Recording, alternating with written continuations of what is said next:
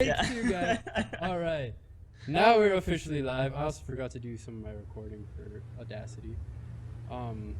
Nice. Okay, let's try this once more.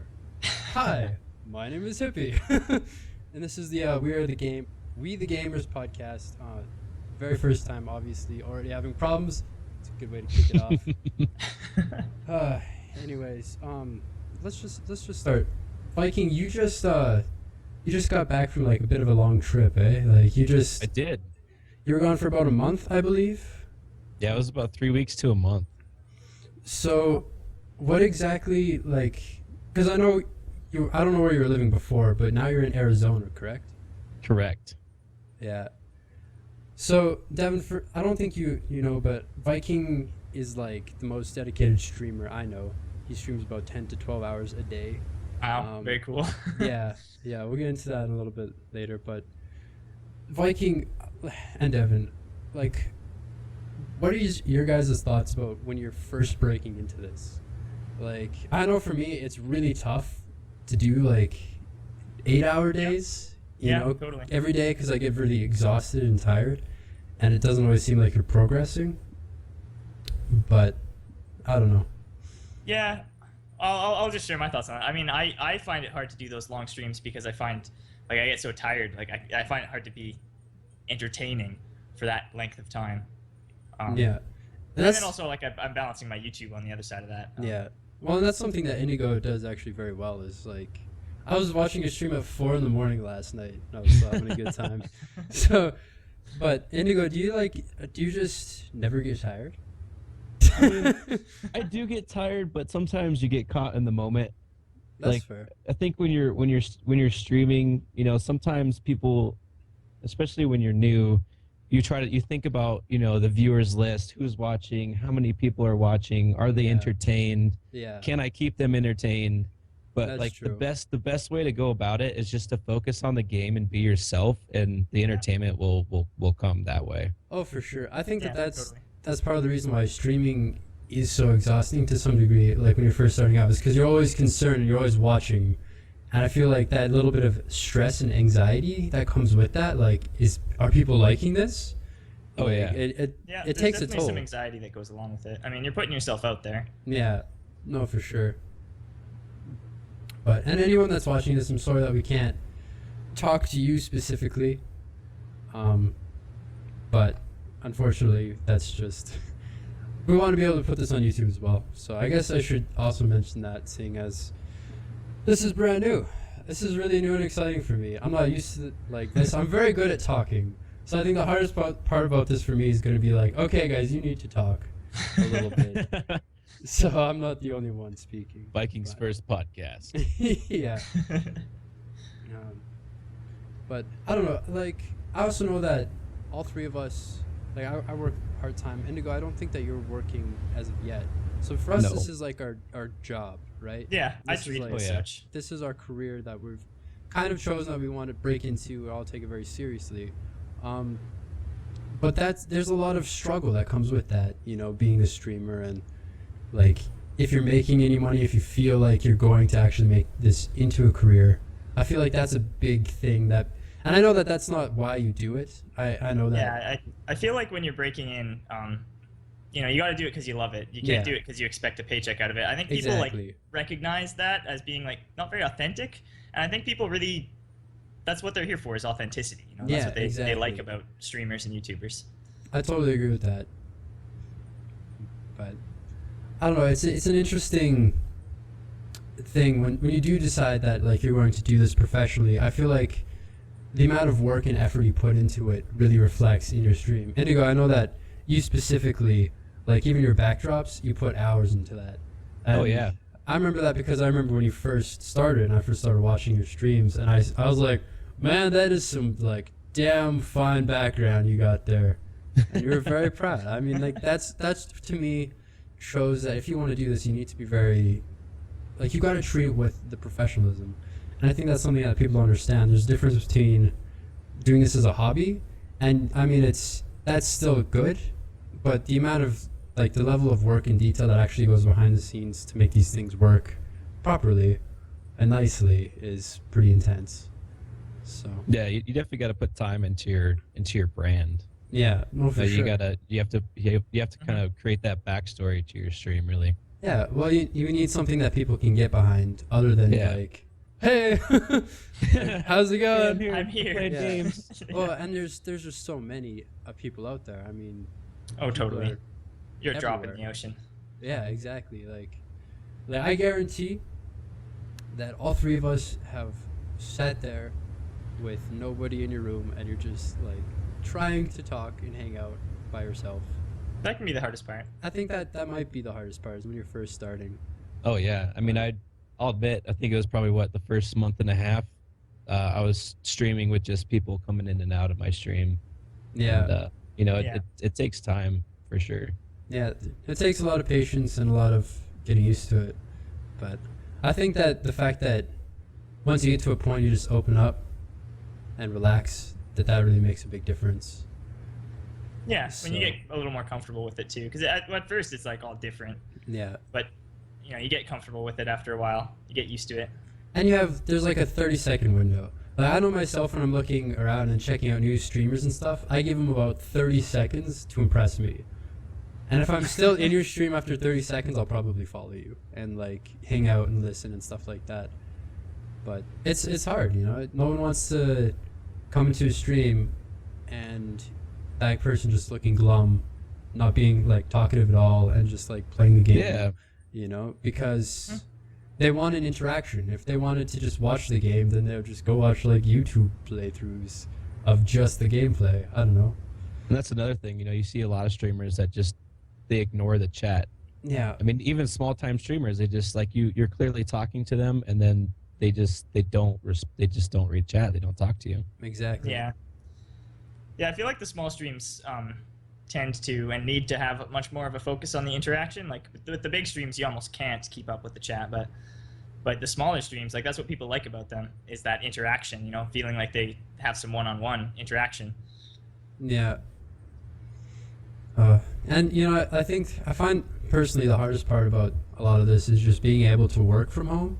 I love working at home, but there's some days when I wake up and I'm like, do I Get me out of this house. Yeah, do I like really have to just sit in this chair Yeah. for another 8 hours today? Like, am I really going to do First this? world problems. Yeah, I know. And like right now, because I'm doing school and stuff like that, it's a little tougher. But I know that when I was doing about 8-hour streams every day, and when I will be soon, it was I definitely had that feeling every once in a while. Like, do you guys have anything else that you do outside of stream that you do on a daily basis to help like keep your sanity, or do you just power I have a through? dog.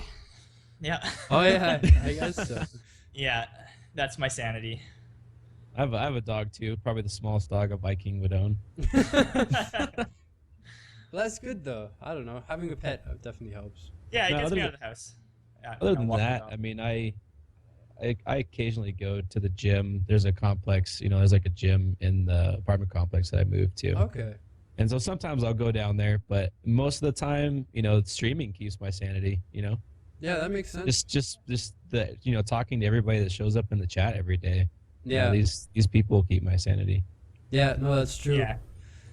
It's funny, I was talking to a friend of mine, and he's like, don't you feel like you just lose touch with people when you're always in your house and stuff like that? And I just like to him, I was like, I talk to so many people in a day when I'm like streaming all the time. It's not something that everybody understands, obviously, but for the communities that we're all in, it really is like a small group of friends. It's not just like, Totally. yeah, it's not like you're just entertaining a group. You get to be personal with these people and connect with them on a different level, I think. And that's really cool and interesting. Definitely. Like slowly learning about everybody's lives. Oh yeah, you definitely connect with people in your chat. You kind of get to know Yeah. them on a personal level. Yeah. And take that a bit further. I'm always a bit taken aback by how many people have actually reached out to tell me like I've had a positive impact on their lives, and I feel like I'm still so small and just getting started, and Yeah. that I can have that positive impact with people. That I can be a little glimmer of light at the end of their day. That's pretty awesome for me. It means a lot to me. Yeah. Well, I know that Indigo started to actually stream about the same time as I did, and I can say that both of you guys definitely have an impact in my life. Just being another streamer and being around and being part of your guys' communities. Oh, thank you again, Indigo, for being here and being our first guest ever Absolutely. on the WeTheGamers podcast. Like, I know that it's early on and stuff like that, but it is huge. I'm honored to be here. Thank you. So on that note, what have you guys been up to this week? Have you guys been playing anything interesting? For me, I got back into DayZ. Okay. Yeah, And I noticed you were playing that again.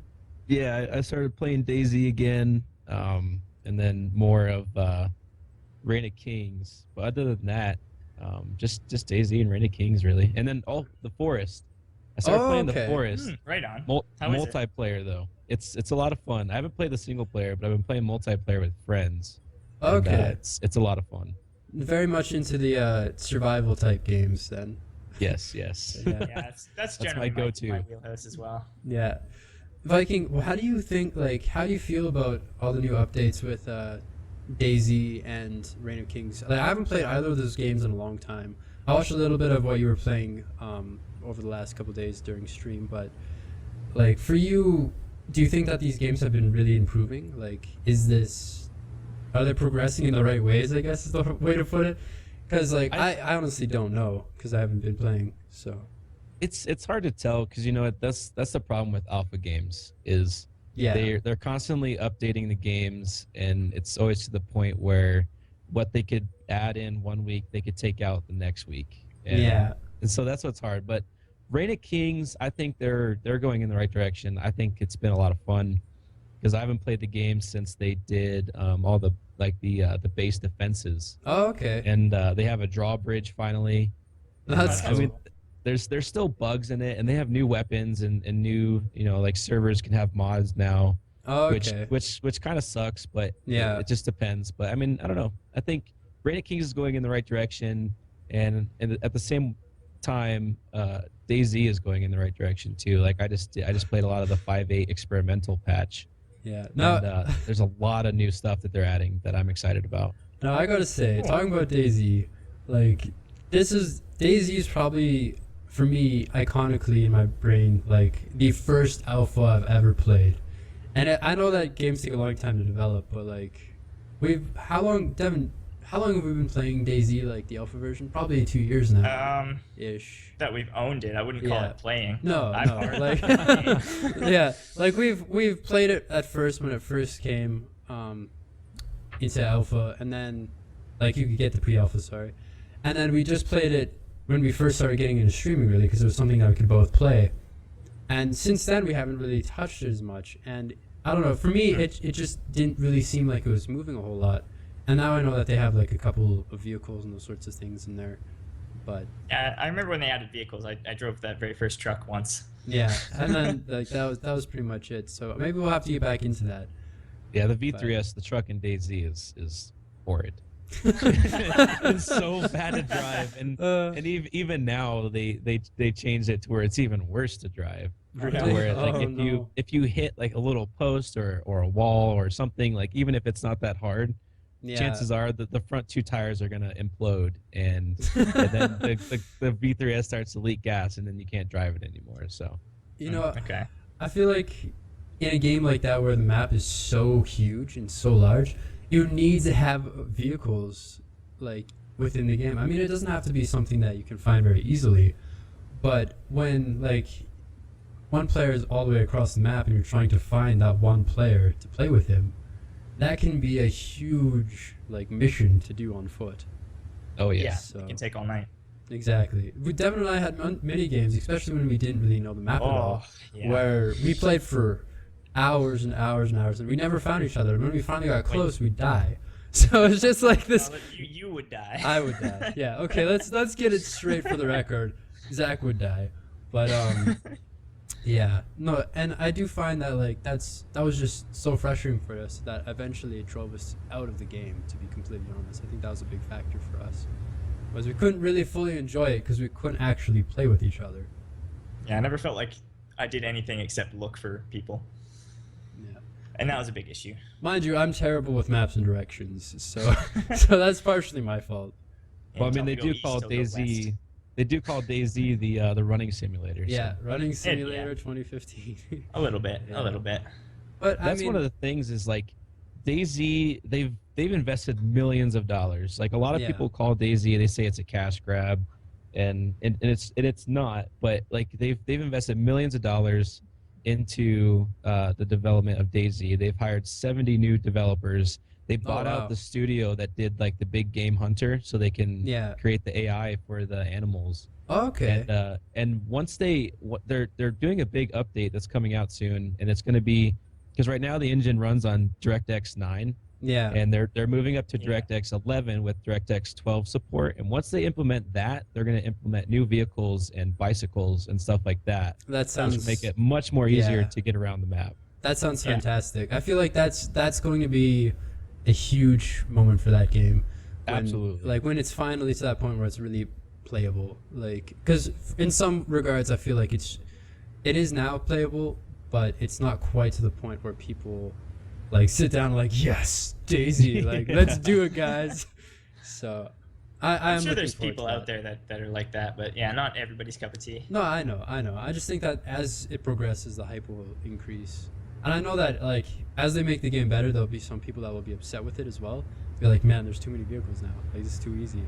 I can get to my buddy now, and it's it's no fun. But Hopefully, like I think they're with the whole vehicles in DayZ.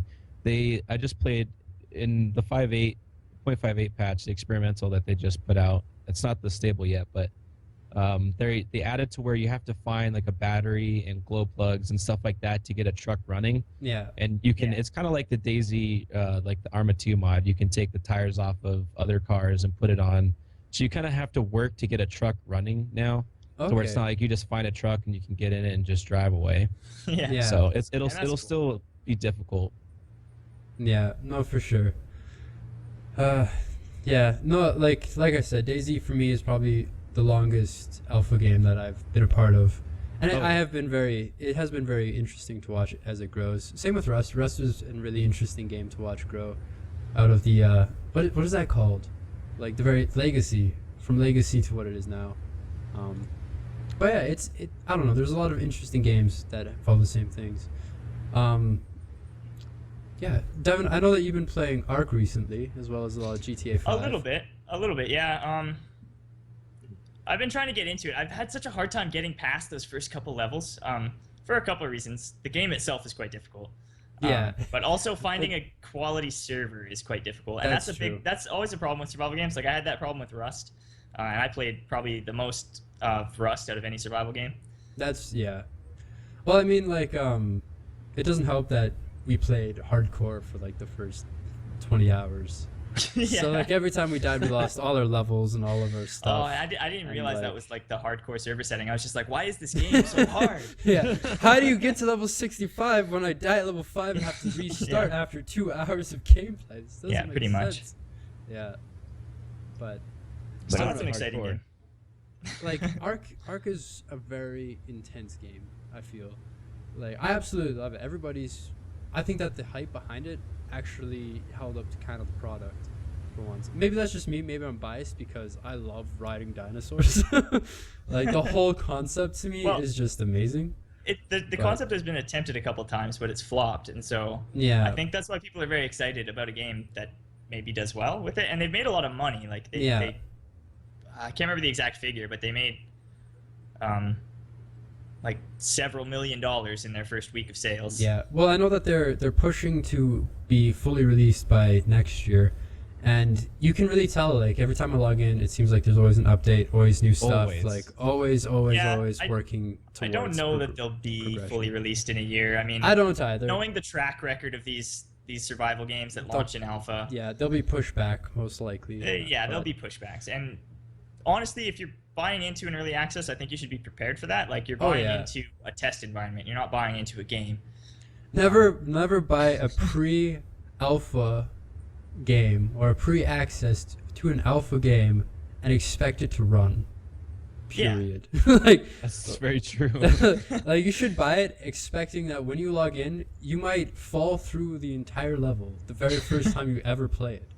Like that should be your level of expectations for. You know, the very first time I spawned into Ark, I had a saber-tooth right on top of me and I died. And then I tried spawning in the same spot and I died again.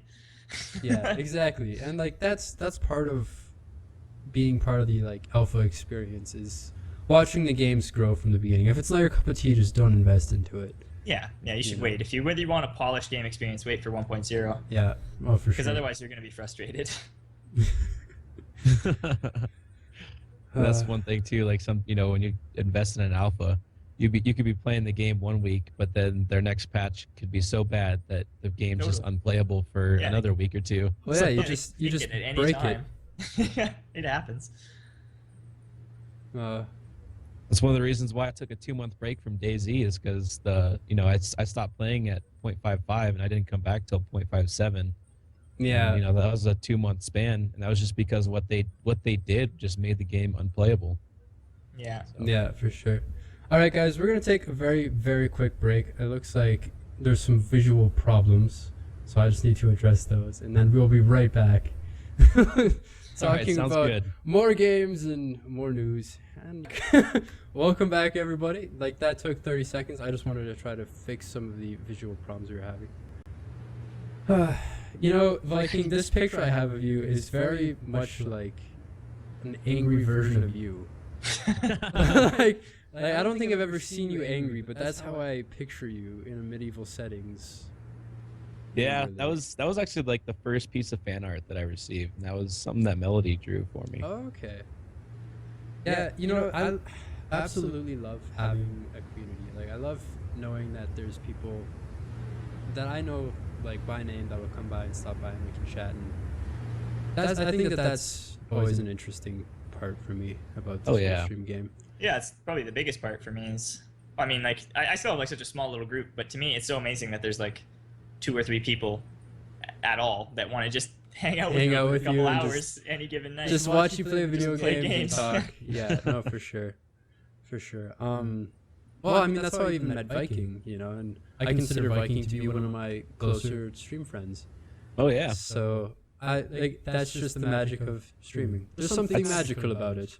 I'd say you were one of the first viewers in my channel, too, when I was just starting out. And now look at us. now we're all here talking about it. Months later. It's awesome. Yeah, it's totally cool. It's such a great way to meet people. Like, I've met people from all over the world too, and like people that I would never meet in any other circumstance. It is so cool when you like. I'm sorry to cut you off, Devin. No, that's okay. But just when somebody like from Japan or something is like, "Hey, how's it going?" Just saying hi from Japan or Holland or wherever it is. Lithuania, Denmark, Ireland. It's like it's cool. United States. Cool, no, I'm just kidding. Yeah. You guys are so far away. I know, man. But I still have arguments sometimes in my stream. Just be like, no, guys, it's a toque. It's not a beanie. It's a toque. It's a toque. But yeah. Anyways, so are there any games that you guys are like looking forward to coming out here soon? I know we were talking just a little bit ago about Minecraft's Telltale series. Story mode, yeah. Story mode. Really? I didn't even hear about that. Yeah, it actually looks okay. I mean, I'm one of those people that has been skeptical of every single Telltale game since The Walking Dead. Like, every time they announce a new game, I'm like, holy crap, the IP spam is real. But they always prove me wrong. They always prove me wrong. They're really good games. Yeah. So I'm looking forward to see what they do with that. I think it could be pretty cool. I still don't know, man. Like, that's just something I'm not sold on. Have you seen the trailer? Yet. I did watch the trailer. I watched it yesterday, and I'll have it up on YouTube in the bottom corner here. But for me, like, it's literally, if they can pull this off, if they can pull off a Minecraft show, basically, I think that they win. Like, Telltales can, like, throw in the towel and be like, you know what, guys? We can do anything. And we just proved it just now. They are very competent writers. They write really good stories. Oh, I totally agree. It's just, you're taking a sandbox, and probably one of the most beloved boxes of all time, and turning it into a story-based, like, point-clicker type game. I don't know. I think that the challenge is pretty, like, crazy. Oh, I'm interested to see how, like, what they do with it. but it's, and the thing is, they've set the bar really high with the games they've made already. Oh, yeah. People expect the best from them.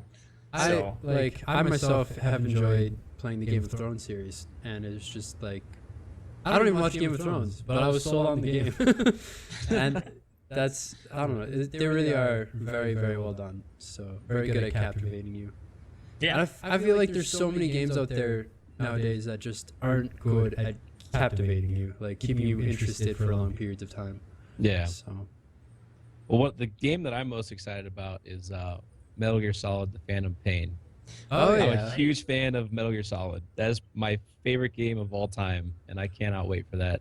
How did you feel about the last game that they released? Because it was just kind of like a teaser, wasn't it? I believe Pretty much. I mean, I don't know. It's hard to say because, you know,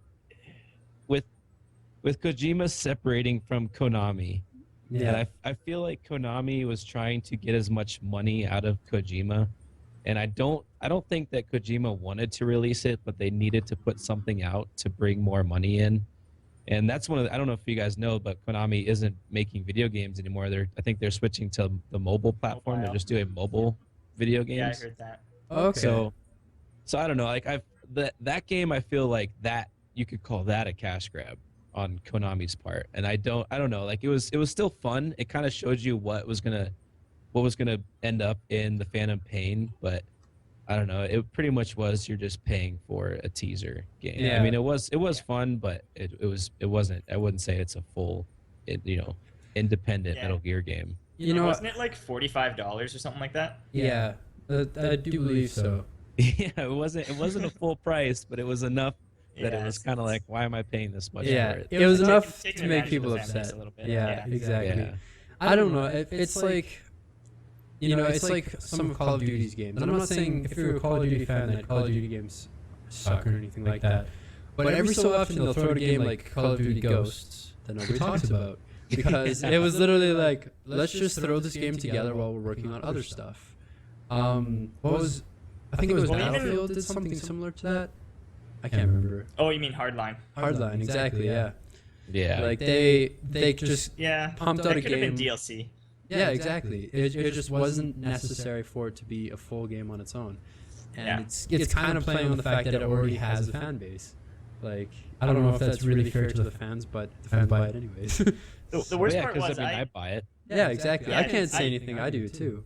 The worst thing about Hardline was I played the closed beta, and it was actually really fun.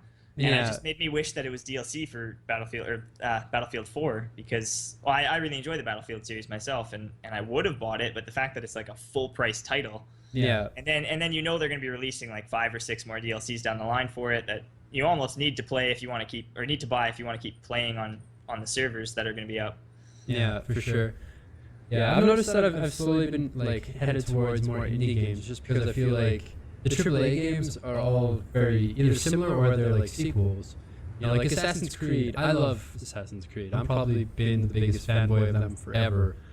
But even I'm getting to the point it's like, okay, guys, like we have a lot of Assassin's Creed games right now. Like, I don't know if we really need to continue this because I mean, even the main storyline with Desmond was kind of like almost ended. Well, they and completed that in 3, and then they like started. Then they got like all weird about how like the storyline in 4, you're like almost part of the Ubisoft studio, but then Yeah. like Abstergo. I don't know. It just got And really it's weird and just, like- convoluted.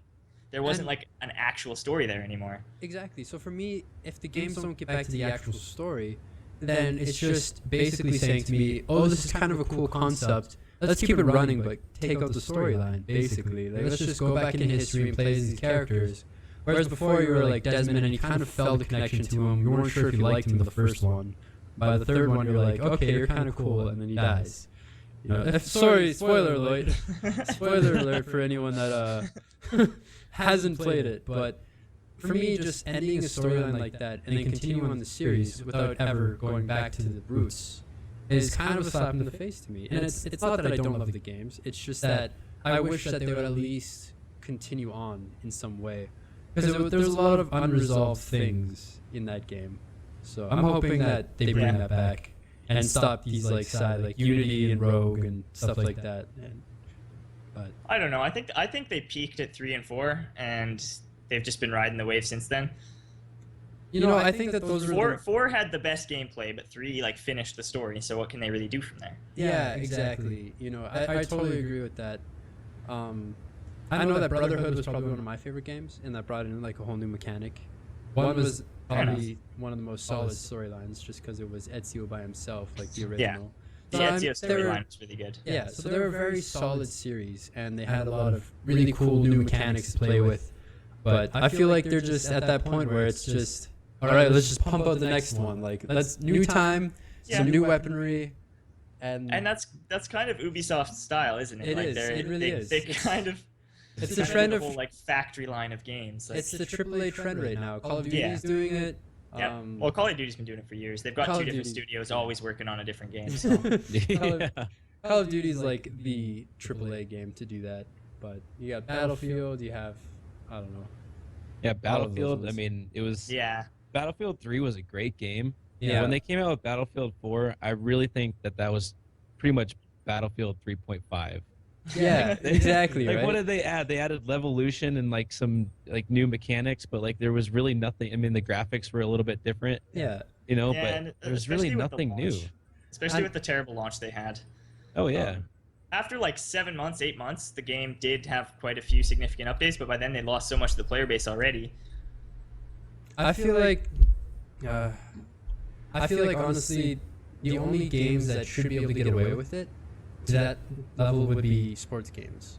Like, it's okay to have a game come out every year for sports fans, because I know that, like, I'm not a huge sports fan, but there's a lot of people out there who are like, oh, like, but I want to play as this team from this year, and yeah, but you can patch that in. That like you don't need to release I guess a full price title every 12 months just to get in like the newest rosters. You can patch that in with software. That's fair. That is fair. I feel like sports games are pretty dirty myself. They really take advantage of fans of the genres. I think the future of sports games is going to end up being where they have to pay for DLC and they'll get the new rosters on the current game rather than buying a whole another game. You know, like I think if they want to, like if people want to, you know, just pay like $5 or something, get the new rosters, get the new updated, you know, the 2015, or then next year do 2016, and then, you know, but you still have the same game. Yeah. No, eventually that's going to phase out. I don't know. I could see that. Yeah, that does actually make a lot of sense.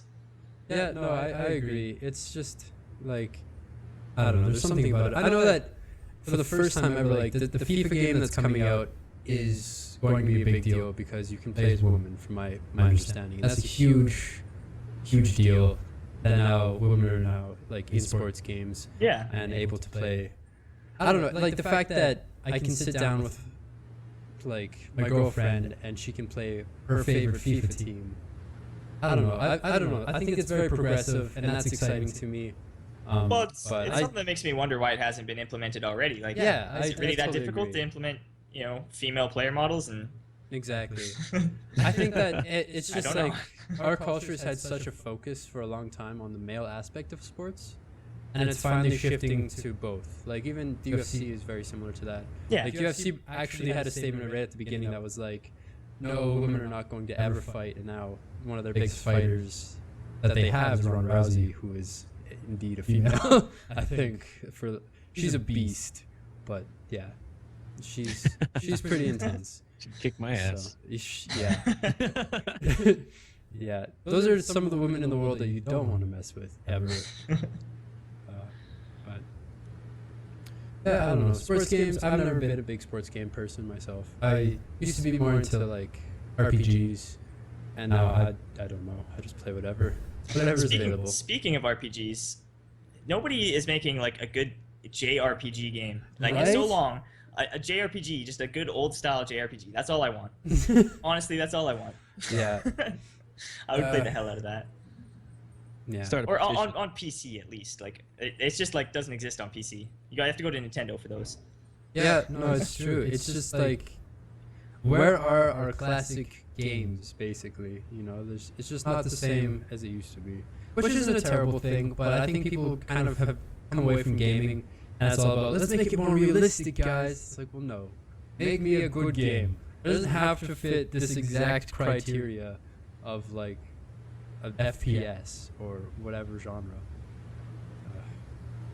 Yeah, you get the sense with the AAA games a lot that the publishers like presenting the developers with this checklist of features that have gone well, gone over well in other games. They're like, get this in the game, get this in the game, get this in the game, and we'll make millions. Wait a minute, we can't release this. There's no love story here.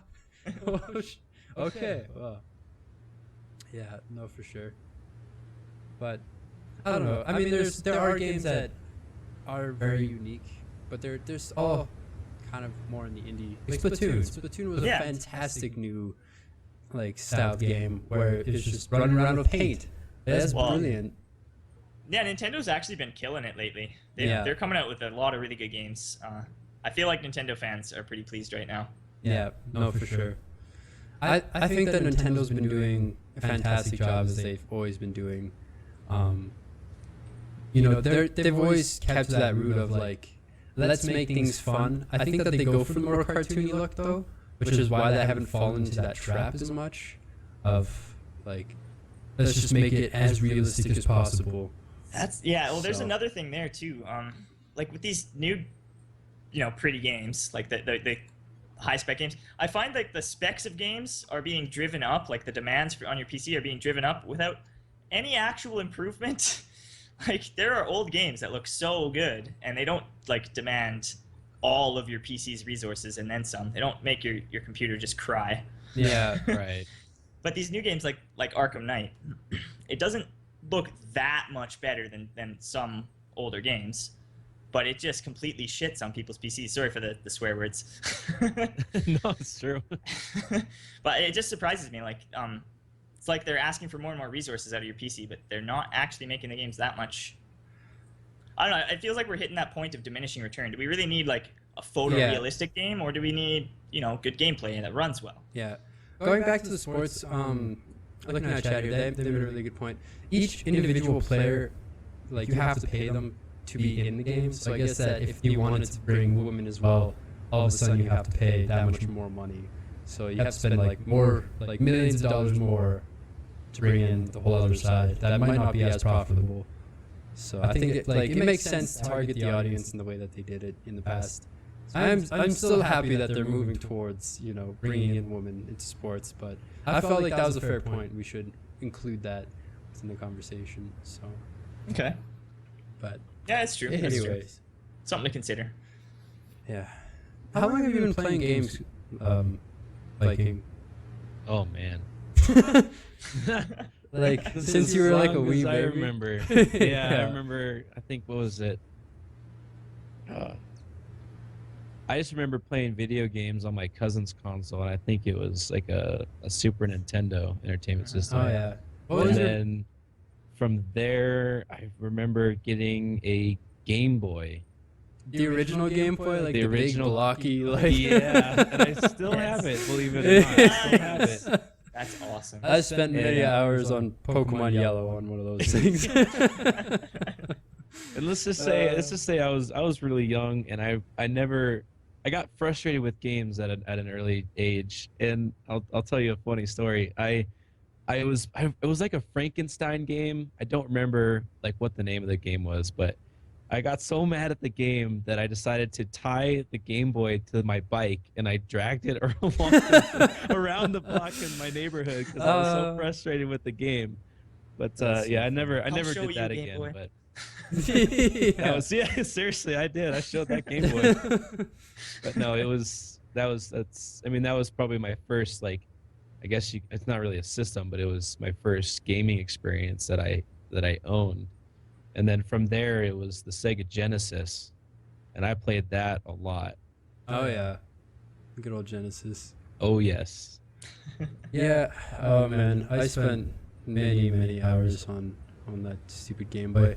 Pokemon Yellow and Tetris was the only two games I really owned for it. So, but I don't know. I feel like there was something about gaming back when gaming was still kind of developing. I think that we were kind of lucky to grow up in that kind of movement in genre. I know my parents were yeah, we gotta play Pong. We used to go to the arcade and do the Donkey Kongs and whatever. Do the Donkey Kongs. Do the Donkey Kongs. We used to do the Donkey Kongs. And I mean, when I was a kid, I was very competitive with my parents, and we used to play on a computer, and my dad had like a program that could run all those old arcade games, and they were like, yeah, and they'd always beat me because they used to go to the arcade and actually play them on the machines. But I just feel like back then it was such a different social environment. Like when somebody came over to play video games, you sat in the same room, like 4 controllers or whatever. My first memories was with PlayStation, so that was only 2 controllers at the time. Unless you bought one of those fancy little things so you could race 4 people at once.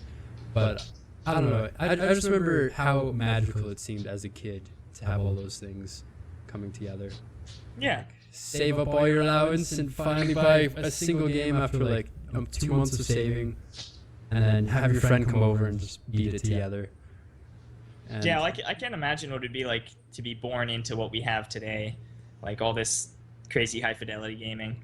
Seriously. We grew up with like 2-bit. Yeah, exactly. Like I used to play on a split screen 4-player on my like Xbox when it first came out, on a TV that was smaller than either of my monitors right now. Yeah. You know, like, and that's just how it was done. You didn't just bat an eye. Yeah, it was just like that's what you did. That's how you played. That's how you used to game when you were a kid. Get mad at everybody for screen cheating and. What games did you play like as a kid? Like what game do you remember like what got you into gaming? The Like very what experiences that really stick out to you? Probably Super Mario World is the big one. I played that game through so many times. I don't know, like, I used to play original Mario and Duck Hunt and stuff quite a bit, but the first game that I think that I really, really got into was probably, like, Teenage Mutant Ninja Turtles, and it was, like, just, like, these little pixelated characters that, like, was kind of track. Do you remember those old school arcade-esque kind of games where you just kind of, like, walk up the path, and you and, like, a couple other buddies? Me and my cousin used to play that game in particular all the time, and I don't know. There was something about that environment of just like trying to beat your opponents, leveling up your systems, and I still love that today. Like for me, I love the progression, and once I had that storyline and that progression, I was sold. Mario was fun, but I just never felt like I progressed in the same way. Be like, get to the end. Sorry, this is another castle. Frick! Screw you! All right, I'm done. Princess Peach, you're on your own. Like I can only do so much. So. But, Give up too easily. I think those, for me, it was always about those sorts of games. It was very much so. I love the storyline and I love playing with people. If you put both those things together, then I loved it. So.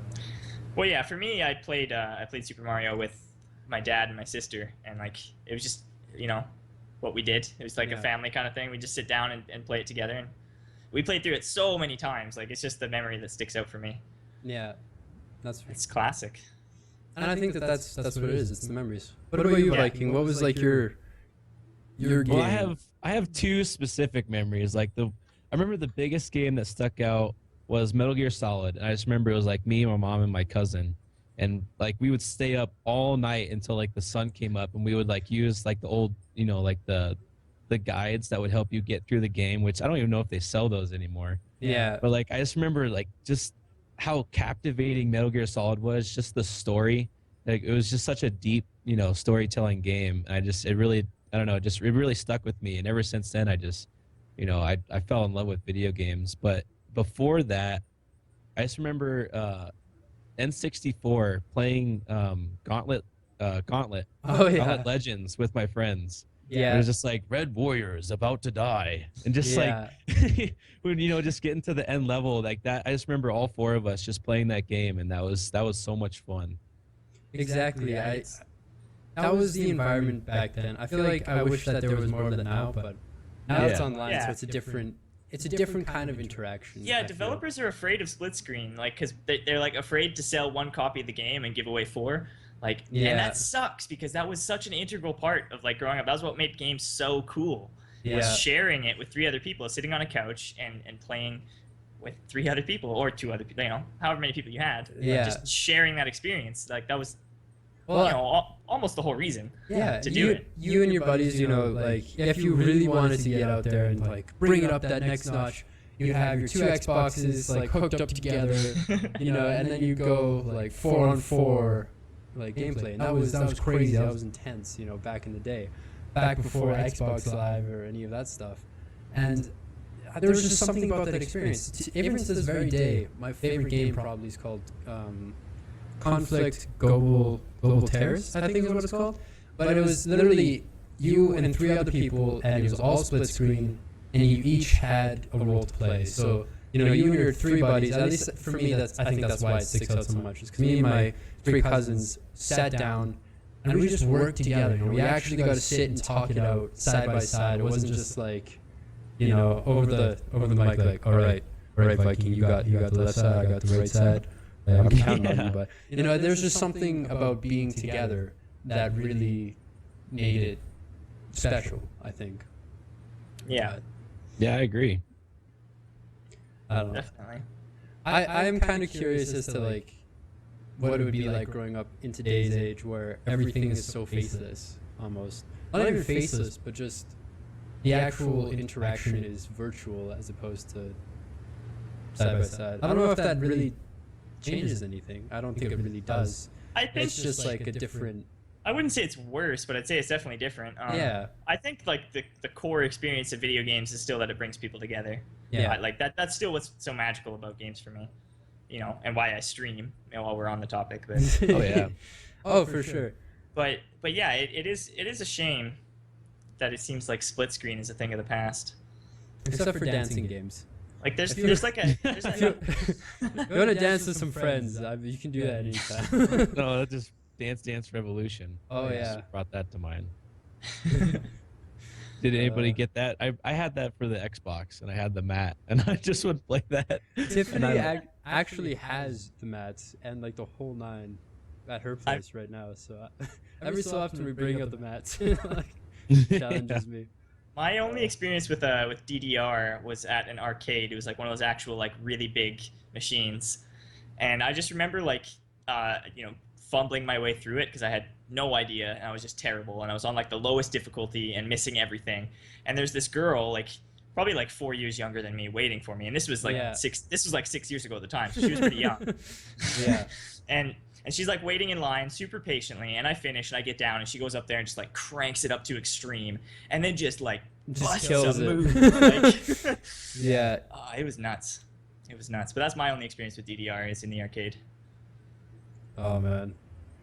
Arcades used to be like such a magical place. Yeah, I don't remember the last time I went to an arcade. It's been a long time. Yeah. Yeah. I actually it's been a went long time.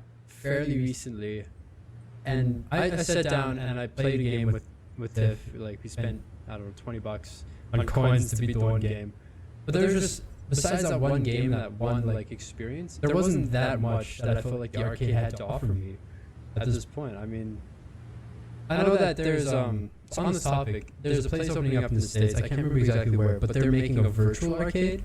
So you put on these headsets and like these uniforms, and then you can interact in a whole new world. It's like, so what they're doing is that they're like putting objects within this big building, so you can walk around this building and you can touch something and you can feel it, but you can go on these like epic quests. And it just makes me think like, this is the future of arcade gaming. It's like, you know, actual centers where you go and go through a world, like a new area that has borders that you're allowed to. But I don't know, I find it interesting and intriguing. Yeah, that is interesting. I feel like that would be a more successful version of VR than I think VR. I think VR is a tiny bit of a fad. Like, it's cool, but I don't think it's ever going to take off to the degree that just regular 2D gaming does. But I feel like in an arcade environment where you're actually moving around in a physical environment, you're not like sitting still and having the sensation of movement. Yeah. I feel like that could be a much bigger thing. Like, that could be something people do. I just think that there's, like, the problem with VR is that it's all visual for the most part. Yeah. Like, when we're talking VR. Sorry, go ahead. And I was just going to say, like, and the only issue I have with that is that is it really that much better? And I know that some people would say it is, that have experienced it, but is it really that much better? Like, I'm still going to be sitting here, I'm not going to feel like I'm out fighting dragons. Like, I don't have the actual sword in my hand. Whereas this experience can give you that, and I think that that's why, like you said, I think that it's going to be more successful than VR. Yeah, So. I don't think that it's going to be perfect for every experience. Like, I think No. horror games will be particularly strong in VR, but I can't imagine much else. Yeah, that's true. That's fair. Speaking Shooter of games. horror games, who's sad about PT. Yes, you read my mind. Yeah, I never got super on the hype train for it, but it did look amazing, and it is sad that that's never coming to all the people that were so stoked for it. Yeah, everyone my was getting gosh. super hyped and excited, and then it just didn't happen. I was so excited for that game. It was such an authentic, like, Yeah. just experience. Oh my gosh, Yeah, it looked scared like the crap out of me. Yeah, it looked like such a perfect experience. Like you say, it's a very authentic horror experience. Yeah. I still don't feel like there's been as many of those lately as there should be. Maybe I just don't know of them as much, but Horror games are tough. There's a lot of flops. yeah. Like they come close, but it's just like you need to just like crank up that immersion. Like you need to make the person feel like it's happening to them. Yeah. That's true. That's And kind that's a of tough how I one to felt get. with PT was like when you were walking down the hallway, and it was just like really subtle things that, like, when you're walking down the same hallway so many times, you start to notice things that are changing. And there's a part where you start to notice there's a second pair of footsteps, and you're like, well, where's the footsteps coming from? So you start turning around, and you're like, well, every time you walk, you hear that set of footsteps, and eventually you turn around to go to look, and that creepy woman just like reaches over your shoulder and stares right into your face, and like my whole body just goes into like complete shock, and I'm in these chills, and Yeah. you could feel that experience, and it was just so crazy. Like Yeah. I've never gotten that like freaked out and like gotten that much, so many chills and just throughout my whole body. That was crazy. I want more games like that deliver a unique experience where you just don't expect what's going to happen. Yeah. Totally. I love No, horror games, but I do too. I really do too. I just feel like I'm never. I don't know about it enough. Maybe we'll have to talk to you about that some other time. Be like, Viking, I need good horror games. But like I don't know. There's something about that atmosphere that really makes you feel like you're in the game. And I think that as gamers, that's something that you're always pursuing, is to feel immersed. Like that's the big draw I know about like MMOs and like World of Warcraft and those sorts of games, is that you get to feel like you're part of something. You're part of a new community. Like you can live out another life in a new way, basically. So I don't know. Different games obviously have different ways of immersing you. Like World of Warcraft and a horror game are very different. yeah. But Yeah. it's no, very. A good quote springs to mind talking about this. I can't remember who said it, but I don't choose to be a gamer because I have no life. I choose to be a gamer because I have many. Yeah. We like experiencing all these different worlds and all these different stories. I think anybody can like a good story. I think at its core, that's gaming. It's storytelling. That's true. I don't know. I think that, like, even League of Legends, which is a MOBA, has like, a crazy amount of backstory for the people that want it. Like very, very in-depth characters and that sort of thing.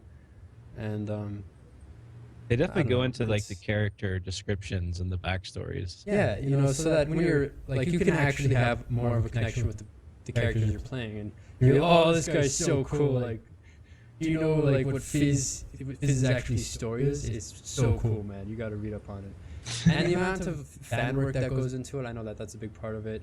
And just trying to connect the dots and some of the videos they release. I don't know. It's the same with like Team Fortress 2. Team Fortress 2 is another example of a game that has a lot of kind of story that is put together also mainly by the fans, but is enough there that people kind of have an understanding of what's going on. So I don't know. I always find that to be interesting. It's cool when the community comes together to make stuff like that. Yeah, totally. But anyways, I don't know. League of Legends is. I used to play that game, but I don't know. The community. I don't know. It's The toxic. community is what drove me out of it. Yeah. No, and it is a very like competitive when it doesn't need to be aggressive game. That's all about like, oh, what the hell, you feeder, what the, like, get the hell out of here. Uninstall, man. Yeah. And it's Why'd just you like, why'd you place that ward there? You should have placed it 2 inches to the left. Yeah, you know what I mean? Like, everyone's... It's not the perfect spot. Yeah. There's a lot of Yeah. blame game, and like when you're trying, especially for people that are new to the game. It's really know, it's a huge barrier to entry. Yeah, in a game like that. It's hard to have fun, really, when you're like trying to play. And I know that it's the same thing with any game. When you're playing with people that are too serious about a game, and you're just trying to get into it for the first time, it takes away from the experience. Like, I don't want to even go into a game like CS:GO for the first time and get on a team like, okay, guys, I need you to go left through banana to B, and make sure you watch corridor with the op. It's like, I don't even know what you're saying, man. Like, hold on, like, just a moment. I don't know what's going on. 2 cat. Yeah, I'm just gonna walk 178. around with this gun that I have as my default and hope that I kill something. Like, that's, I don't know, and not being able to have that gradual progression into that point where you feel comfortable with what you're doing. Yeah. It's a big part of it, I think. Speaking of MOBAs, though, I'm curious, have either of you tried Heroes of the Storm yet? I haven't. I've watched been some meaning of to. it, but I played it, and I played just the beta. I haven't played it, like, since it's been fully released, but yeah. I played the beta, and from my experience, just a little bit that I have played it, I'd say it's a fresh start into the MOBA scene because there's no farming of gold, there's no buying of items or anything like that. It's more or less just getting kills to get experience to level up to get the next skill. Yeah, the next ability rather. And it's all shared with the team. Like, you don't feel like a single player won't drag you down. It's all kind of distributed, right? Yeah. Right. And the best part too is every map, there's multiple maps, so you're not playing the same map over and over. That actually is a good feature.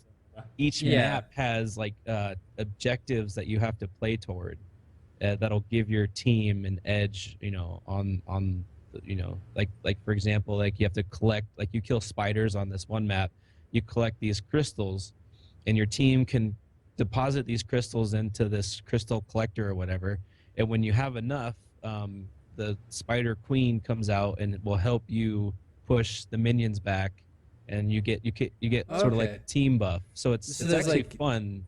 There's more objectives than just taking the towers and pushing to the end. Do you find it to be like more strategic than a game like League of Legends? Or? Absolutely. Yeah. Yeah, because it's you have to work as a team. They still have that very hardcore team base. Yeah. But you have to work together, and you have to play the map right and get those buffs and those perks to really get the edge on the win. Okay. Cool. That makes sense. I'll have to check it out sometime. It's a lot of fun.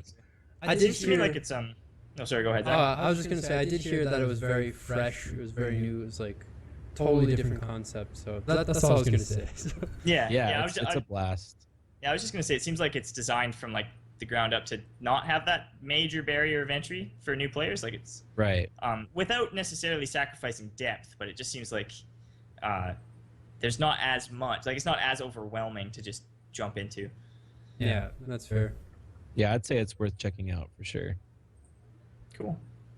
How do you guys feel about the new Halo that's coming out? I don't know how to feel because I was never an Xbox gamer as a kid. I had PlayStations.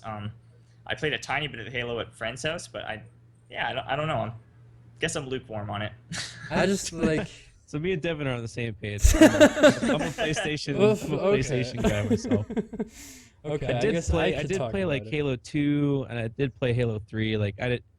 Like Devin, I only played it when I played it at my friend's house. The newer ones. I think I had an Xbox. I played Halo 2, but I never really played any of the newer ones. But okay, well that's so fun. Okay, I'll just move on then. I could talk about it. I definitely want to hear about it. Like, oh no, it's just for me. The thing about Halo 5 is that it's it is the 5th one coming out. I just had to double check because there's a lot of them. But for me, I just know that like Bungie's no longer working on the games, first of all, and right out the gate, I just feel like it's almost fan made at this point. Like it's just people that don't want it to end, And I'm one of the fans that don't want it to end, to be completely honest. Like I love the fact that it's going to continue, and there is so much story. I mean, they have an entire novel series that they can still go through before this Halo train ever stops. But Halo 5 is going to be the end, right? Is that the last one? That's what they said about 3. Okay. That's what they said about 4. You know, like, and the thing is I thought actually, to be honest, at 4 that was it, because for one, it was shorter than most Halo games. Like it was, I think you could beat it in like 4 hours. And for a game that was originally really campaign heavy, I felt like that was kind of upsetting. That I could beat it in one night. Like before, games like that, it was a challenge. You know, like we're gonna play this all day, all night until it's done. And then, you know, you sit down for like an 18-hour session. But the fact that I could beat it in around 4 to 6 hours it's upsetting to me a little bit. And like, I understand that there's a lot of story that they can still go into, but I just don't want them to start milking it and turn it into kind of like a Call of Duty thing where it's recycling stuff, recycling the story, just so you can bring out new multiplayer that's still similar in some ways, or like stealing things from other games that you know, Call of Duty stole stuff like Titans from Titanfall and other games. Well, I mean, my experience with not Call of Duty, with Halo, was when I played Halo 2. Like I played Halo 1 and I played Halo 2, but Halo 2 was the reason why I kind of bought an Xbox in the first place. So I bought the Xbox and I bought Halo 2 and I take it home, and you know, that was all done in the morning, and I ended up beating Halo 2 that afternoon. And I was just kind of like, it took me 8 hours to beat this game, and I think that's why I never played any of the other Halo games, is because it just didn't take very long to beat it. I mean, it was a great game, it was a great story, but it wasn't enough to pull me in. Mm-hmm. Yeah, no, I don't know. I think that when it I don't know, when it first came out back in the day, way back in the day. Back in my day. Yeah. It was a really good story, and it seemed like a good story at the time. But I don't know. I'd have to go back and replay it, I think, is the thing for me to really judge it at this point. Because back then it was like, I think the fact that I got to play with somebody also had something to do with it. The fact that me and my buddy were like running through, you know, it's like, oh no, the flood's on our tails, we gotta go. You know, there was that whole aspect to it. So I think that for me, it was just the first real FPS multiplayer experience I've ever had. Oh yeah. So it was like, I don't know, it was very unique in that sense. And yeah, I don't know what else to really say about it besides that. The multiplayer was amazing though on Halo 2. That's all I ever played in Halo was multiplayer. Oh yeah, multiplayer was so much fun. I was like not the best, but I was really good at Halo 2 multiplayer, and I would play that all day, every day. Yeah, it was a blast. Yeah, I know that like even though I like have been harping on Call of Duty a little bit, that was my first game that I like really got into the multiplayer of. And yeah, I still like multiplayer quite a bit. I like the FPS environment of trying to like hone your skills and all that kind of stuff. And there is a lot of skill. For those people that are like, you don't need skills to play video games, it's like, you try to play video games to the same extent as some of these guys. I beg to differ. Like, there's a reason that there's esports now that is, I know across seas that esports is actually on like satellite TV and that sort of thing. And I know that the States are slowly making their way into that whole sort of thing. Yeah. Because it does take a lot of skill. It's, I feel like it's the competitive nature that people like watching sports for. It's not the fact that it's people, running around being physical. It's the competition that's interesting. Exactly. So I feel like video games are a natural fit for that. I feel like eventually more and more people are going to realize that. Yeah, I totally agree. Like there really is a lot of skill, and when you watch pros play games, it's like watching pros play sports. You're kind of left with a sense of awe Like, how did you do that? Yeah, like we were talking about League of Legends earlier. Back when I was in college, that was like all I played was League of Legends, and I loved watching the pro games because like just the mind-blowing plays. And it all happened in just like an instant. Like, and unless you really understood the game, though, it was hard to understand. To be fair. Yeah, League of Legends is like definitely the biggest sports, like esports game out there right now, without a doubt. I mean, that came into the Dota's scene giving pretty it a good strong. one. But yeah, Dota's coming strong. Yeah, the MOBAs in general are quite good for the esports. Yeah. Wasn't Dota's was it like 15 million or something crazy? Yeah. The championship jackpot or something. Yeah, it's crazy, man. Like even League of Legends, the first time they ever had their championship was $5 million for whatever team took it. And you just know that when that happens, once there's like a huge lump sum of money and a lot of people who love the game, you're gonna find amazing players within there, all brawling it out for that. So I don't know. It's very interesting that we've gone to that point where people are like, let's watch games, let's watch people play in these very high level competitions. Yeah. I mean, then again, people watch us play. And Yeah. like we're I'm not pro. the best at all the games I play.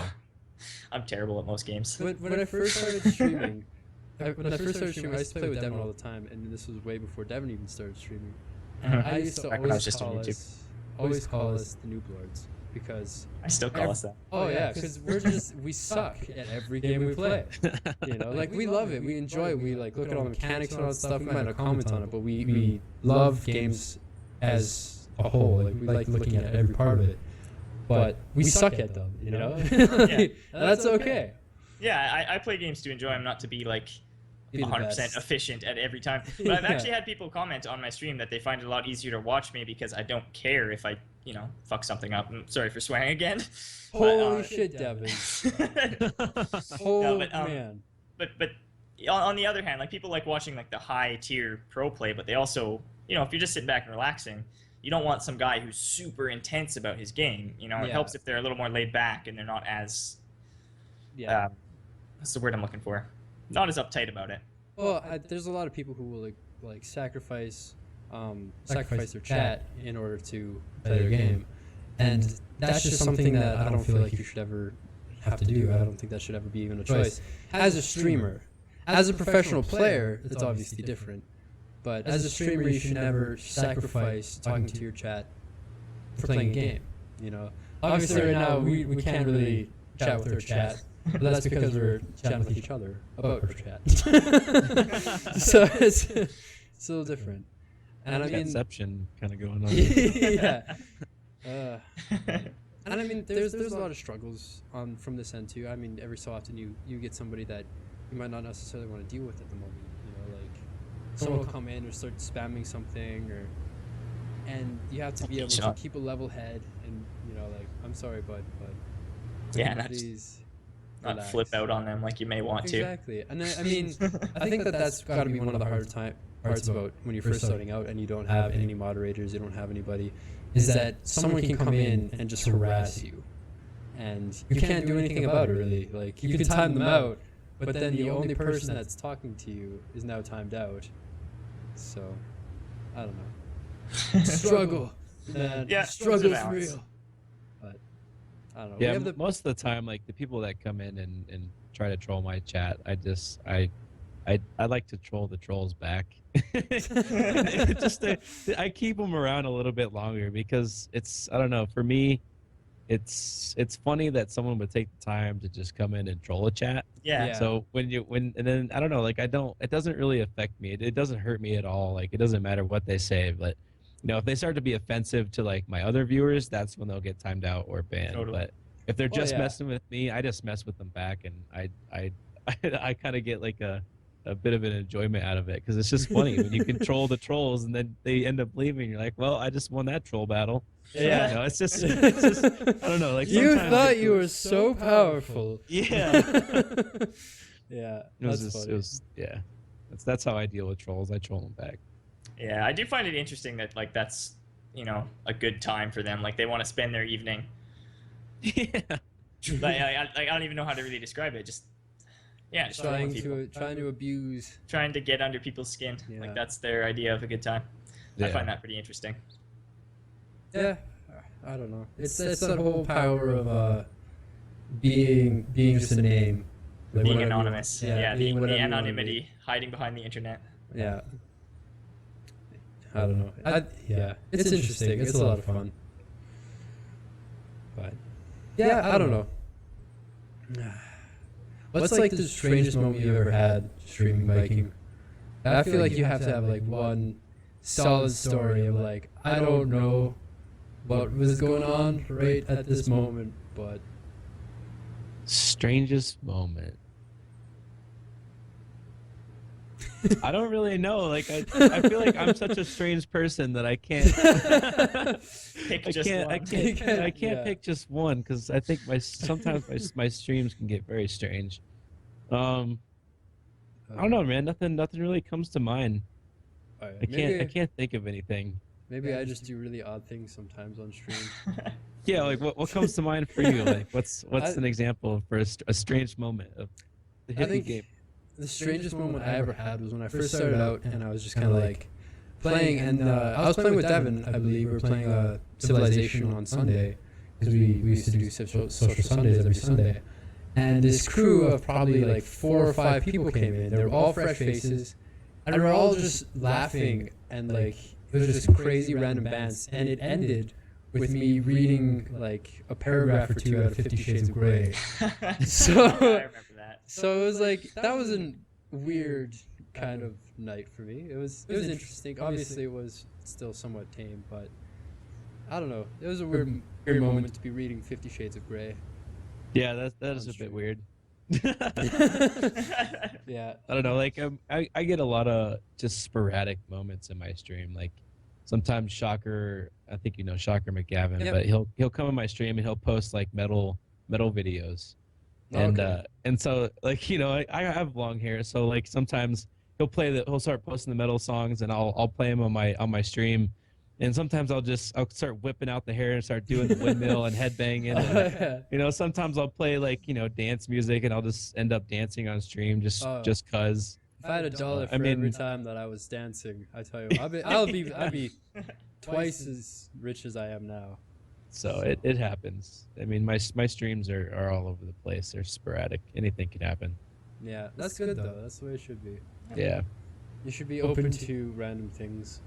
Oh yeah. I'm a very Random random moments. person, so it fits. So, Devin, are you still doing your? I believe it's Sunday tunes, Sunday morning. No, it's coffee? Saturday morning. Saturday? Yeah, I do Saturday coffee time tunes. tunes. Yeah. It's It's not specifically Saturday. It's just coffee time tunes, but I usually do it on Saturday because that's my day off from games, as it were. okay, so that like you just hang out, play some guitar, Yeah. do some singing and that sort of thing. I haven't really been able to catch any of that, so I just Yeah, it's usually pretty early. I'm an early riser. I get up with the sun, so Yeah. I know you'll sleep until like 2 in the afternoon. I will given the sleep chance, for so. days if I can. But No, that's actually a lot of fun. I thought about doing it for a long time, just because I've played music a lot longer than I've played games. Like played Yeah. music almost my whole life. yeah, for those that you don't, for those of you that don't know, Devin and I actually went to music school together. It's funny, So- despite playing music for 16 years and despite spending 2 years at a college for music, I was still so shy about it. It took a lot of building up to actually like get myself to do it. But then I did it, and it was so much fun, and I got a lot of really positive feedback. So it became kind of It became a thing. Yeah. Yeah. That's good. That's good. I had to pull away from the music a little bit just because I can't have it as a professional type thing. I have to keep it as a hobby. Whereas gaming isn't really a hobby; it's my choice profession, which seems kind of backwards to some people. But you know, that's okay. But, so Viking, you just have purchased or got donated, sorry, Arc. Have you Yes. have you gotten like a chance to actually look at the game at all yet? Not yet, but No? I'm planning on playing it. I just haven't had a chance to yet. So Let me I'm gonna tell get you, into it tonight or tomorrow or sometime this week. I will give you a big warning in advance. All right. When you tame a dinosaur, make sure you have about 2 hours So to hang Oh out. my god. Because taming a dinosaur can take easily up to 2 hours. Yeah. Get like a Bronto or something big. It's 4. Yeah, I started like I came home one night after work. I was like 2 in the morning, or actually probably wasn't that. It was like 1:30 in the morning. I'm a bartender, so that's pretty average for me. And I was like, oh, I'm gonna log on and just like play around a little bit. And then I ended up taking out a stego right away, so I like knocked him out. Like, I can get a stegosaurus. And at the time, the game was glitchy enough that animals would get stuck on rocks and trees and stuff, and that's not really so much the case anymore. But after I knocked him out, I was like, I remember going to bed at like 5 in the morning, like, gosh, like, did I really just like stay up till 5 in the morning taming a stegosaurus in Ark? Like, why did that happen? So just be prepared. It is a super fun game, and I don't mind the fact that it's grindy like that. I just find that it's unfortunate in some ways. It's a hard game to just like casually grab when you have a moment. Like it's the kind of game you feel like you have to have a lot of time to dedicate to it if you're gonna bother playing it at all. For sure. And I feel like once I get into it, there's just gonna be a bunch of people that are just gonna be killing me. Well, that's the other thing, is always finding a good server, right? Like that's the other side of any survival game. Is finding a server. So we'll see.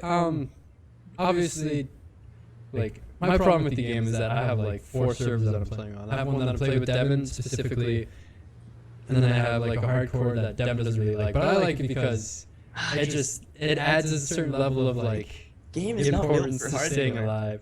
Well, the thing is, it's not built for hardcore. It's too easy to die. Yeah, it resets you, right? Is what hardcore does. So you spend like 15 hours getting to level 10. You know, like 15 hours of gameplay. You finally get your first dinosaur, and then you die, and you lose all your progress. And you just do that over and over and over again. Like, but for me, the farther you go in your hardcore, it's like, no, like this is how good of a player I am.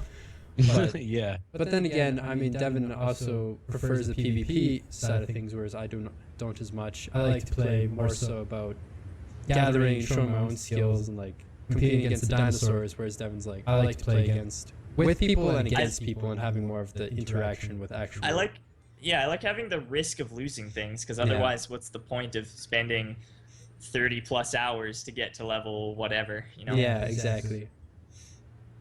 But yeah, so it's just, like, what I like about Ark is it's designed so that it doesn't matter who's playing it, there's something for you. And even if like you hate how long it takes to tame a dinosaur, you can play either local, or you can have your own, like you can get your own server, and you can tweak that so that it's, your resources go up faster, your leveling up goes faster, all that stuff. So I'm just here to amp you up about it. That's my job right now. I'm excited. Yeah, it's a great game. So, but that's what I've been playing mostly lately, has been Ark when I have the time. But I haven't had a lot of time lately to do anything. So this is the first time I've been able to stream in almost like the last week, and it's just a podcast. So all you people that are there, I'm sorry that I can't talk to you. I know I miss you too. But yeah, I'm excited though. I'm gonna be going full time here soon. I'll be joining you guys. Yeah, so I heard. Yeah. We'll play some Ark together then. You betcha. I have lots of time to tame mini stegosauruses. There we go. So we'll sing the more the better songs while we wait for it to tame. Yeah. CAMPFIRE.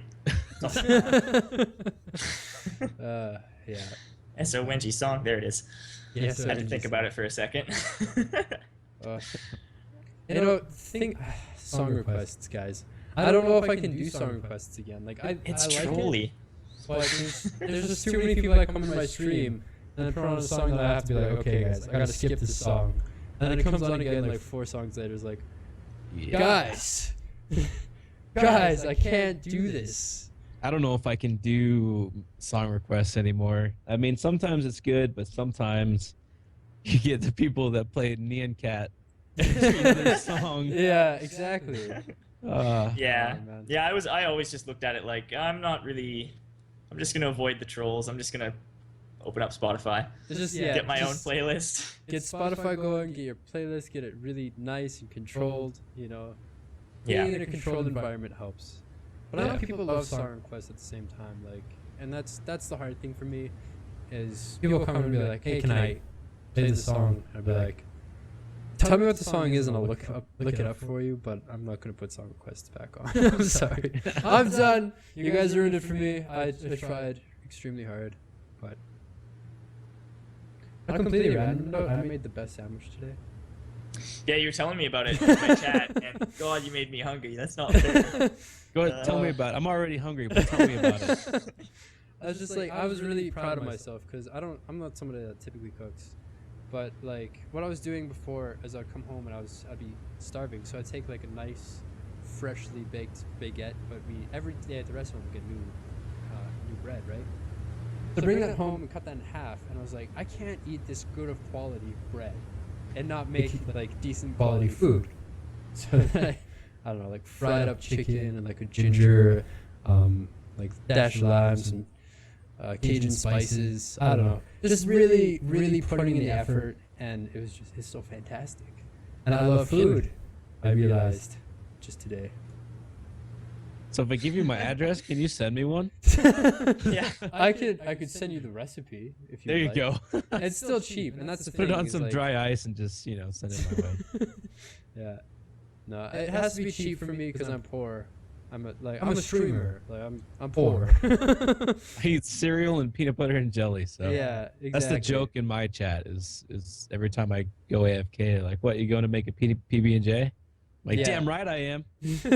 I gotta feed myself, right? Yeah. That's real man's food. So yeah.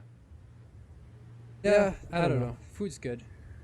Good as food. I was like on a super pizza binge for a while there. And I get on these random pizza binges where I eat pizza for days. Quite literally days. It's not good. I used to work in a pizza place, and I think that's what saved me from being a big pizza fanatic. You just had enough one day. You're like, okay. Yeah, I used to eat pizza every day. Yeah. Every sounds like day. somebody else I know. Yeah. Hippie. No. Every Yeah. day. I guess if I had to make the pizza every day, it would be different. But I don't know. It's just such good. Anyways. Games. We're talking about games, right? Okay. Man. This, like, I don't know what to expect from this podcast when I first set this whole thing up. And just kind of slapped some things together and was like, okay, guys, we're going to go for it. But I think it's been pretty good. Yeah. Yeah. It's been fun. I'll tell you one thing. The two things that we talk about in my chat the most are booze and food. Booze and food, really? Yeah. Different types of alcohol and food. Man, Mostly food. I didn't. Mostly food. I don't feel like I used to appreciate liquor nearly as much as I do now.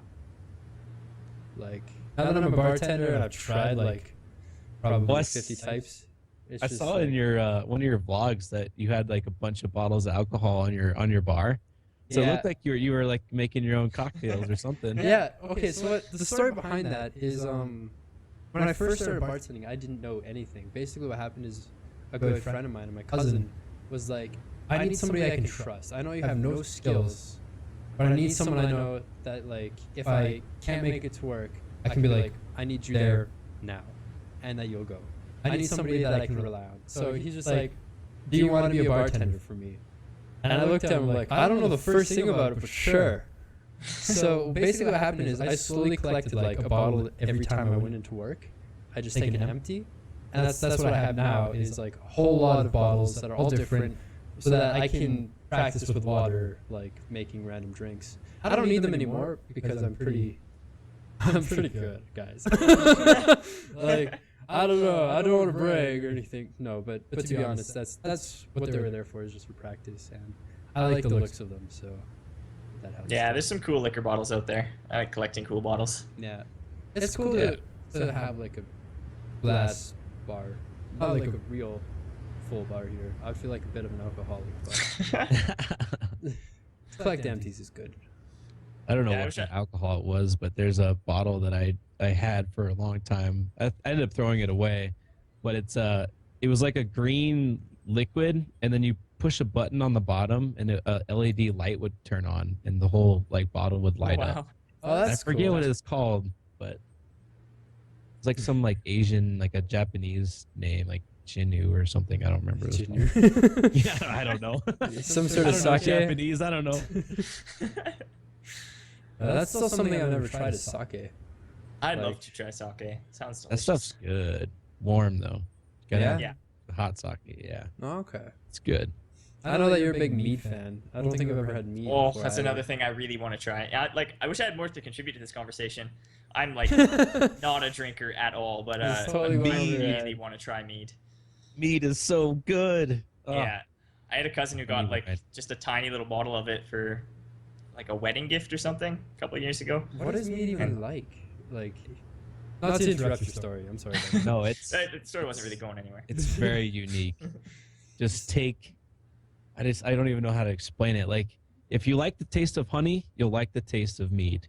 Okay. Yeah. I'll put it that way because it is literally honey wine, and there are different types of honey wine that alright. you can get. Like like I know in Colorado when I was living there, there's a Redstone Meadery. It's a Colorado meadery, and they have mango mead, they have blackberry mead, they have like, all kinds of different meads. They have traditional, just regular mead. There's all kinds of different mead, but just the traditional is always the best. But there's other varieties that they like. There's mead that they brew hops into it. That sounds fantastic. I've had mead that has mead with hops and hibiscus added to it. I mean, there's it's so good. There's so many different types of mead though, but they're all great. Yeah, it's something I really want to try. Definitely. Someday. Yeah. One day soon, hopefully. I feel like we should start serving. I'm gonna try to convince my boss that we need mead in our seafood bar. I think it'll be a big seller because I mean, a lot of people. I don't know if a lot of people know about mead or really like think about to try mead. I think a lot of people just go for the usuals, either just like a mixed drink or beer or red or white wine. I just feel like it's people just don't think it exists anymore. That's what I thought, to be honest. Like, I just thought that like mead just was something in the past that people used to drink, and then it just turned into like beer and wine, kind of like, I don't know, it just evolved. But apparently people still make mead, and apparently it's so fantastic. So it is so delicious. Now I want to try it. Let's go party, everybody. Yeah. Me drinking. No, I gotta cut back on that. Working at a bar makes it really hard not to have a drink here and there, you know? Oh, I bet. But that's What's your, do you have a favorite drink that you like to make yourself? I don't know if I have like a favorite. I have certain drinks that I prefer. Like, I have cocktails that I specifically made myself that I can't actually tell you what's all in it because it's part of our menu. But yeah, no, there's definitely some drinks. Some rum cocktails that we do are black rum. Kraken black rum is like the best thing, and we mix it with ginger. So good. But yeah, if I was gonna just drink something on its own, I'd probably go with a Talisker. It's a Scotch. It's a very peaty Scotch. Talisker 12 year. So I don't know. I could give you like the whole like this does this and this is like this, but I don't really particularly want to at this moment. So yeah. What about you guys? Do you guys have a particular poison of choice? When I drink, I usually drink wine these days. I don't know. A lot of other liquors make me feel sick before they make me feel drunk or you know whatever. Do you like white wine or red wine? No, I like red wine. Red wine? Cabernet Sauvignon. Oh, it's a good one. Cool. Yeah. I mean, for me, mead is my go-to. If out of everything Give it that a I will choice. drink, it'll be mead. I have to try that. Like, I feel like it's like I don't know, like wine. You know, wine is a healthier option. Yeah. I mean, Yeah. Yeah, it's got, alcohol like is healthy, antioxidants and stuff. but it's a better choice. And I know, like sometimes like I'll drink certain beers and I'll just kind of feel like crap, or I'll drink vodka or rum and I'll just kind of feel like crap. But every time I drink mead, it doesn't make me feel crappy. So like that's my go-to. But normally I'll drink like an IPA beer if I have a choice, like something that's really strong. See, I'm totally the opposite. Like I'm not a big hoppy guy. I like dark beers, I just don't like a lot of hoppy beers, so I typically stay away from the IPAs myself. I like a good like Guinness or something like that, but I don't know like how much different availability is for liquor for you in like Arizona and Colorado compared to Edmonton. So, but I imagine it would be pretty similar. Yeah. Can't be that I think that there'd be a little bit, but most likely it would just be more of the craft beers and that sort of thing. So. Yeah, like I don't think I have much access to like the Colorado craft brews here in Arizona now. Yeah, which exactly. Are, oh my gosh, there's some really good craft brews in Colorado. I'll tell you that. That's I love craft brews though. I don't drink like Miller Lite or. Oh like, no, yeah. Like, I like the really good beers. Yeah, the craft beers are great. Yeah, there's a lot of good little craft breweries in BC as well. This is probably the dumbest question I'll ever ask. Well, today. I'll probably ask today. But you guys don't have like Molson Canadian down in the States, do you? Is that like a strictly Canadian thing? Because I feel like it's a big enough brand that it's like, Budweiser or, any of those. I don't know. Like the more I think about it, I'm like, wait a minute. Like, I know where all of these beers are made, and they're all in Canada. I don't know if you guys have those, but. You just sounded a little weird right there. Did I? Yeah. Well, you know what they say. Anyways, moving forward. Something I'm actually really excited for that I just looked at in the corner of my eye and remembered was the new Total War game that's coming out. Like Total War Warhammer. 40K? Yeah. Yeah. That looks amazing. That should be interesting. See, I've never played any of the Total War games, and I've never played any of the Warhammer, like, anything. I don't know any of the lore, but I am vaguely interested by that game. Like, it seems like it'll be quite interesting. You should play Total War, David. I'm going to tell you right now, if you, like, you're the kind of person I feel would enjoy Total War. I feel like I would and I wouldn't. I feel like there's aspects of it that I would absolutely love, but, like, the overall bugginess and, like, difficulty to control the game would get to me. I feel like it's a game I wouldn't be able to, like, play for very long. I feel like feels like it takes a lot of time. It's like Civ. Yeah, it is. Either play It is all of it or similar to nothing. Civ. The only Total War game I've played, and it was gifted on stream, was Total War Attila. Oh, And yeah. I have to say that I am sold just on that game. The first time I played that game, I think I played it for 8 hours straight. Right. And I could have played it longer, but I felt like I needed to change it up on stream. But it was so much fun. I don't know. I had a blast playing that game. Yeah, there's something amazing about being able to like strategize right on the battlefield in like a real-time situation, and still playing with all the cultural and economics and all that kind of stuff of your actual civilization. I don't know. Okay, I'll have to check it out. I guess it's I've just been like, it's something sitting worth on the looking fence. into. Yeah, I wouldn't say like go and buy it right away, but during like the next Steam sale or something like that, when it's only $10 or something like that, it'd be worth picking up. Okay. Because I do really like strategy games. That is a big wheelhouse for me. Which is why I think you'd really enjoy it. I mean, it's obviously not going to be everybody's cup of tea, but no game is.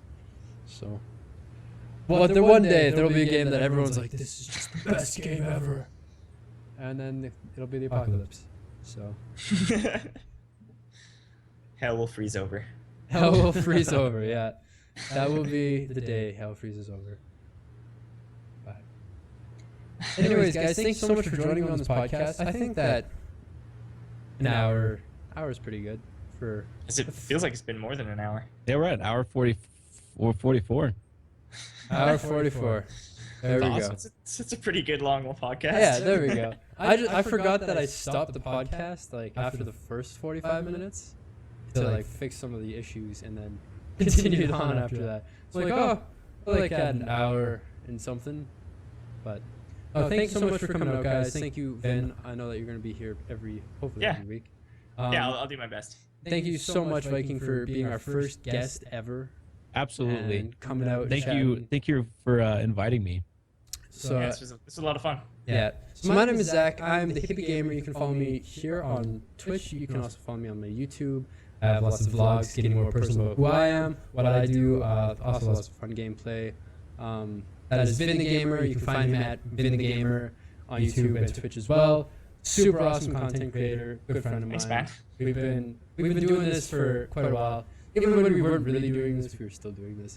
And of course, our honored guest, IndigoViking, who is probably the most intense streamer that I know yet. Like does like 10 to 12 hour streams, guys. So if you want to check him out, all those links will be down below. Make sure you do that. Indigo also has some pretty awesome YouTube content, usually from the streams. Just make sure you check out his stream. That's where the cool stuff's gonna be. I'll definitely be there sometimes.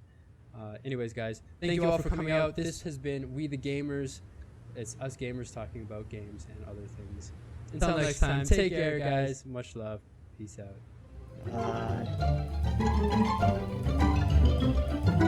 Bye.